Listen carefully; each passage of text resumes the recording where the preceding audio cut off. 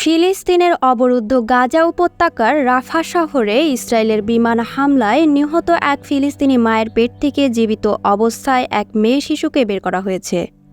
শনিবার রাতে রাফায় ভয়াবহ হামলা চালায় ইসরায়েলিরা। ওই হামলায় ১৯ ফিলিস্তিনি নিহত হন।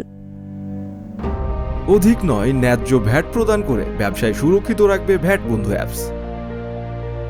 ফিলিস্তিনি স্বাস্থ্য কর্মকর্তারা জানিয়েছেন, দুটি বাড়িতে চালানো হামলায় ওই ১৯ জন নিহত হয়েছেন, যার মধ্যে ১৩ জনই শিশু।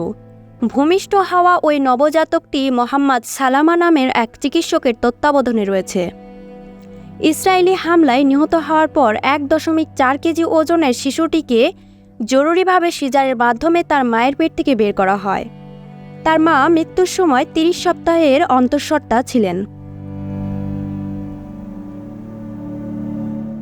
বর্তমানে শিশুটিকে রাফার একটি হাসপাতালের ইনকিউবেটরে রাখা হয়েছে।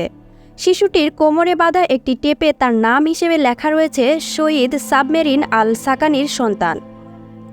মৃত মায়ের পেট থেকে জন্ম নেওয়া শিশুটির বাবা ও বোনও এই হামলায় নিহত হয়েছে, ফলে এতিম অবস্থাতেই জন্ম হয়েছে তার।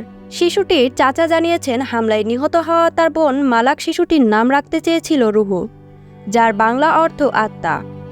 তিনি বলেছেন, পৃথিবীতে বোন আসছে, এজন্যই খুবই খুশি ছিল মালাক। চিকিৎসক জানিয়েছেন, হাসপাতালে ৩ থেকে ৪ সপ্তাহ থাকবে শিশুটি। এরপর কোনো আত্মীয়র কাছে সে যাবে, সেটি দেখা হবে।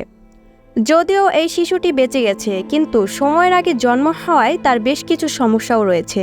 এত শিশু ও নারীর প্রাণহানির ব্যাপারে ইসরায়েলের সেনাবাহিনীর সঙ্গে যোগাযোগ করেছিল বার্তা সংস্থা রয়টার্স। তারা দাবি করেছে, রাফায় সামরিক অবকাঠামো লক্ষ্য করেই হামলা চালানো হয়েছে। তবে রয়টার্স জানায়, মূলত হামলা হয়েছিল বেসামরিকদের ভবনের ওপর। এতে ১৩টি শিশু প্রাণ হারিয়েছে।